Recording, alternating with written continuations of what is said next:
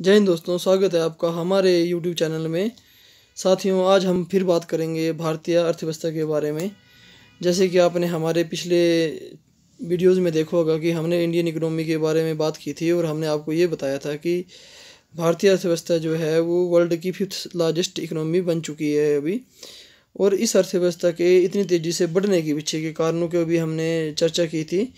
आज उन्हीं में से एक ऑब्जेक्टिव के बारे में बात करेंगे जो कि इंडियन इकोनॉमी को काफ़ी ज़्यादा आगे ले जा सकता है और जिसके अंदर पोटेंशियल है कि वो जो भारतीय अर्थव्यवस्था उसको 5th लार्जेस्ट अर्थव्यवस्था से 3rd लार्जेस्ट और 5 ट्रिलियन इकोनॉमी के सफ़र में बहुत ही ज़्यादा हेल्पफुल हो सकता है वो।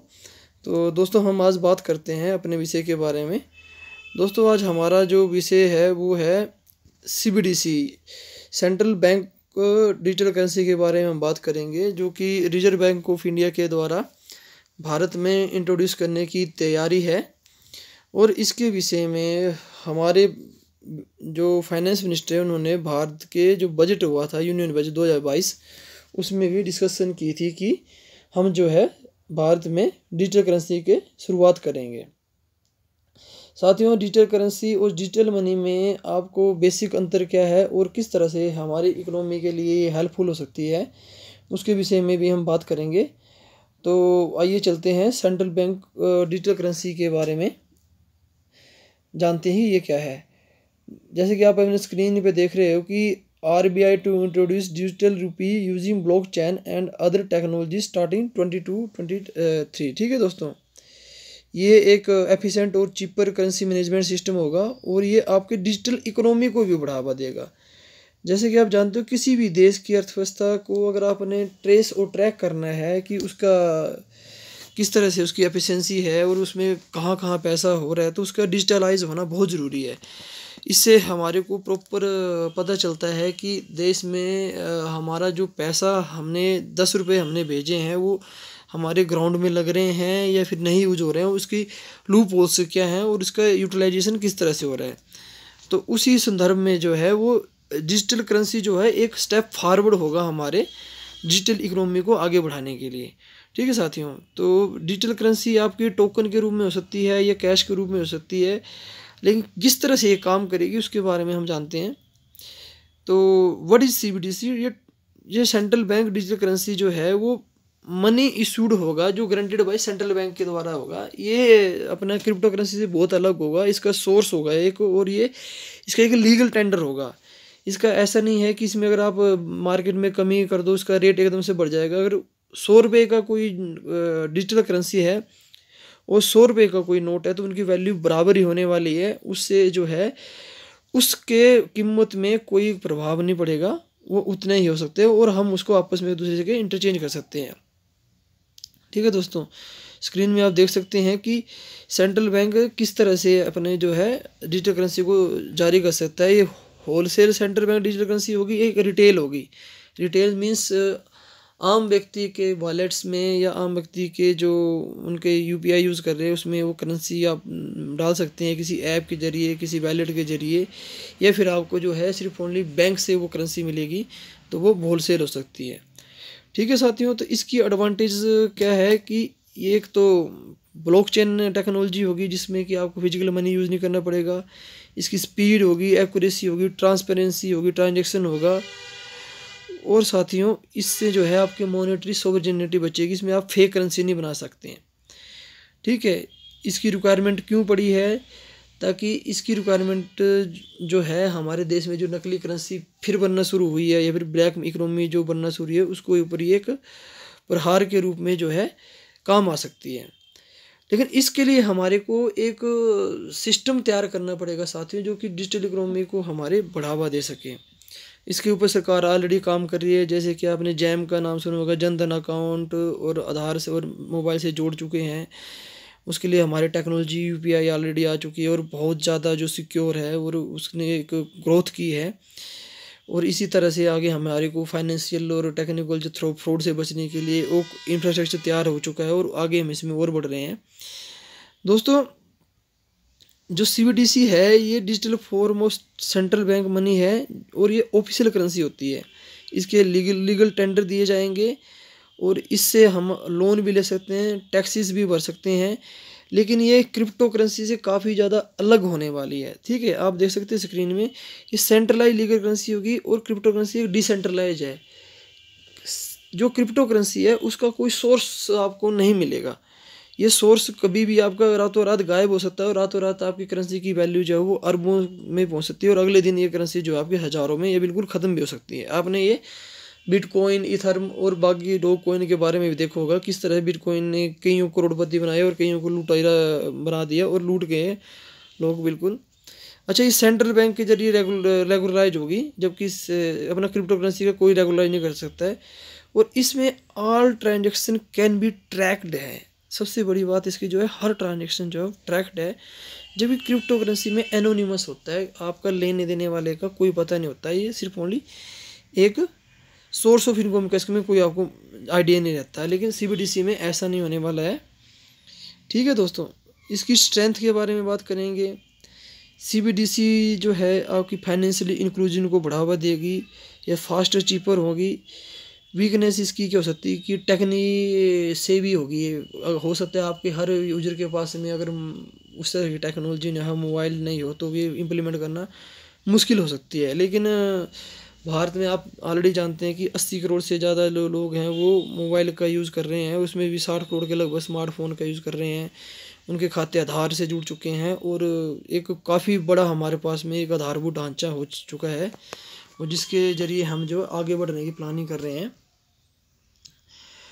साथियों, जो सीबीडीसी जो है वो होलसेल सीबीडीसी भी होगी, रिटेल होगी। जैसे कि मैंने आपसे ऊपर भी डिस्कस किया कि रिटेल का मतलब छोटे जो ग्राहक है, जो आम पब्लिक है, जो हमारे जैसे है, उनके पास में पैसा जो जाएगा उसको रिटेल सीबीडीसी का नाम दिया जाएगा। और बैंकों के पास जो पैसा दिया जाएगा उसको होलसेल सीबीडीसी दिया जाएगा। ठीक है साथियों, डायरेक्ट देख सकते हैं आप स्क्रीन में कि ये हाइब्रिड भी हो सकती है कि बैंकों के पास भी पैसा रह सकता है, हमारे पास भी पैसा रह सकता है।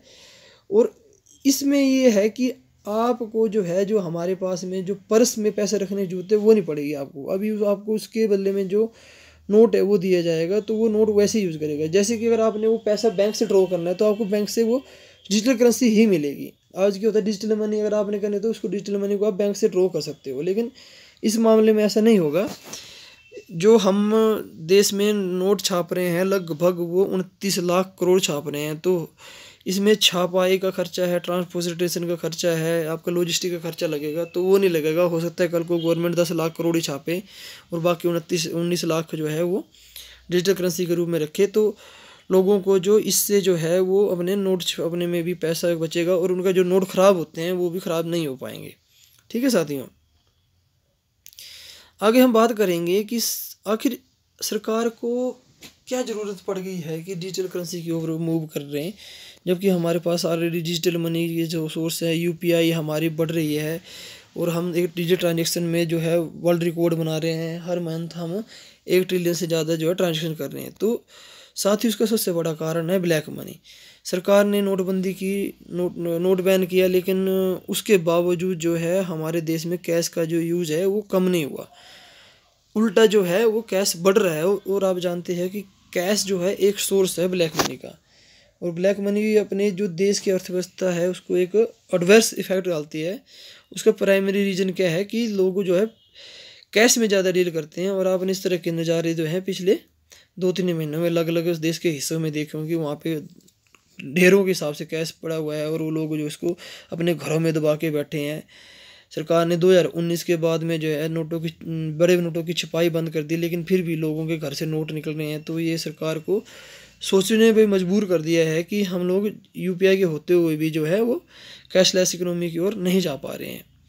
और आप अपनी स्क्रीन पे देख सकते हैं अलग अलग अखबारों के आर्टिकल है कि भारत में डिजिटल मनी के बढ़ने के बावजूद जो है, नोटबंदी के बावजूद जो है, स्विस बैंकों में भारत की भी ब्लैक मनी जो है वो बढ़ती जा रही है। और इस बारे में सरकार जो है कोशिश करके भी थक चुकी है। वो सरकार जो अगला अपना एक स्टेप लेने जा रही है। आप देख सकते हो अपनी स्क्रीन पे कि 5 साल के बाद, नोटबंदी के बाद भी जो है भारत में डिजिटल जो ट्रांजेक्शन बढ़ने के बावजूद भारत में जो है कैश जो है वो बढ़ता जा रहा है। वो आज हमारे देश में कैश जो है, जब नोटबंदी हुई थी तो उस वक्त जो है 19 लाख करोड़ से आप देख सकते हो 29 लाख करोड़ की ओर बढ़ गया और अर्थव्यवस्था में ये 14% हो चुका है अभी भी, जबकि उस वक्त कम था। ठीक है दोस्तों, 16% से 12% गया, लेकिन 18 अब अभी फिर वो पहले पूर्व स्तर पे जो है पहुंचने वाला है। तो सरकार इसके विषय में जो है सचेत है और सरकार चाहती है कि अभी डिजिटल मनी को इंट्रोड्यूसन कर जाए। ठीक है दोस्तों, देख सकते हैं कि आपने स्क्रीन में कि जो ग्रोथ ऑफ जो करेंसी है वो फिर बढ़ गई है। बीच में कोविड के टाइम में कम जरूर हुई थी, फाइनेंशियल ये 17 में कम हुई थी। उसका कारण ये था कि उस वक्त नोट बैन हुआ था, लेकिन फिर वापस अपने पूर्ववर्ती स्तर की ओर जाती हुई। ठीक है, अभी आप देखेंगे कि यूपीआई का जो प्रयोग हो रहा है या फिर डिजिटल मनी आ रही है डिजिटल, लेकिन उसके साथ साथ जो है नोट का जो है वो एक काफ़ी बड़ा जो पार्ट है, जो कैश जो है हमारे देश अर्थव्यवस्था में अभी भी यूज़ हो रहा है। और उसको चेक करने के लिए अभी ये डिजिटल मनी लाई जाएगी। आप देखोगे कि बैंकिंग व्यवस्था किस तरह से अपने देश में जो है चेंज हुई है। पहले गोल्ड में व्यापार होता था, फिर उसका मेटल कॉइन आए, पेपर मनी आई, फिर आपके नए अपना चेक आए, उसका प्लास्टिक कार्ड्स आए, इलेक्ट्रॉनिक मनी जिसको हम डिजिटल यूपीआई वगैरह की बात करते हैं, और अब ब्लॉक चेन जिसमें कि अपनी डिजिटल करेंसी आएगी। ये जो स्टेप है ये बढ़ते जा रहे हैं और आगे गवर्नमेंट जो है वो अपना नेक्स्ट स्टेप ले रही है इसके विषय में, जो है अपना डिजिटल करेंसी के विषय में, और वो हम लॉन्च कर रहे हैं। इसके लिए सरकार ने अपनी पहल जो है वो शुरू कर दी है। यूनियन बजट 2022-23 में जो है सरकार ने जो है 75 डिजिटल बैंक के यूनिट्स जो है देश के अलग अलग डिस्ट्रिक्टों में खोलने की जो है वो सिफारिश कर दी थी। और इन बैंकों की स्थापना जो है मोदी सरकार ने जो है ऑलरेडी अभी कर दी है, और जो अपना बजट में वादा किया था उसको निभा दिया है। साथियों, जब हम हमारे देश में डिजिटल करेंसी का यूज़ होगा तो उससे सबसे ज़्यादा फ़ायदा ये होने वाला है कि जो जाली करेंसी है उसका यूज़ कम से कम हो जाएगा। लोगों के जेब में जो है पैसा जो है वो अभी फिजिकल करेंसी के बजाय जो है हमारा डिजिटल रहेगा। ऑलरेडी जो है छोटे नोट है उसके लिए हमने यूपीआई के लेन देन शुरू कर दिया है, और यूपीआई जो है वो 2000 रुपये तक के लेन देन को आराम से कर रहा है। छोटे छोटे लेन देन आराम से हो रहे हैं, और जिससे कि है सरकार को अभी इस करेंसी को इम्प्लीमेंट करने में कोई प्रॉब्लम नहीं आने वाली, क्योंकि हमारे पास में एक अल्टरनेट सोर्स ऑफ जो है मनी वो हमारे पास चला हुआ है। और सरकार नोटबंदी के सब घाटे से सबक ले चुकी है कि हम धीरे धीरे इस ओर बढ़ेंगे ताकि अर्थव्यवस्था में ज़्यादा झटके न लगें और अर्थव्यवस्था भी एक अनुकूलन की अवस्था में रहे। ठीक है साथियों, तो इसके लिए जो आरबीआई है वो अपने जो आरबीआई एक्ट है उसके में जो है वो बदलाव करेगी 1934 के एक्ट में, फिर इसको जो है वो लॉन्च किया जाएगा। ठीक है दोस्तों, इसका जो ऑब्जेक्टिव मैंने आपको पहले ही बताया, इसका ऑब्जेक्टिव है आपका ब्लैक मनी को रूटेड आउट करने का, कि हमारे देश में अभी जो ब्लैक मनी जो है वो बन रही है उसको जो है वो ख़त्म किया जा सके। ब्लैक मनी की जो समस्या है उसको ख़त्म किया जा सके। हमारे देश के जो अभी भी अनऑर्गेनाइज सेक्टर जो 20 से 40% है उसमें जो है जो कैश काफ़ी ज़्यादा तौर पे यूज़ हो रहा है उसको मिटिगेट किया जा सके, कम से कम किया जा सकते हैं, जिससे कि उस ब्लैक जो इनकम है पैदा हो रही है उसको ख़त्म किया जा सके साथियों। ठीक है, जितनी ज़्यादा ट्रांजैक्शन जो है वो सरकार उसको ट्रैक कर पाएगी, उसी से उतना बेहतरीन जो है सरकार डाटा बना पाएगी, और डाटा बनाने से जो है इतनी अच्छी अपनी स्कीमें इम्प्लीमेंट कर पाएगी, और इसका होल सेल यह इफ़ेक्ट पड़ेगा कि हमारे देश में जो है वो सरकारी योजनाओं में पैसे की बचत होगी और सरकारों के पास में ज़्यादा से ज़्यादा प्लानिंग करने के लिए वो मनी उपलब्ध होएगी। ठीक है साथियों, अब इसके थोड़ा हम बात करेंगे कि जो डिजिटल करेंसी है ऑलरेडी जो है कुछ देशों के द्वारा जो है वो लागू कर चुकी है। उसमें बहामस जो था वो पहला देश है। बहामस एक ऐसा देश है जिसने पहली बार जो है डिजिटल करेंसी को लॉन्च किया है अपने देश में, और आगे जो है और भी देश इसको जो है वो अपना धीरे धीरे लागू कर रहे हैं। इसमें चाइना ने भी शुरू किया, लगभग 10 के करीब देशों ने ये चीज़ शुरू की है। लेकिन दोस्तों इसके लिए हमारे को क्या प्रॉब्लम आ सकती है तो उसके बारे में बात कर लेते हैं। हमारे पास में जैसे कि अपनी स्क्रीन पे आप देख रहे हो कि हमारे पास में एक पेमेंट लैंडस्केप पहुंचे जो कि है हमारे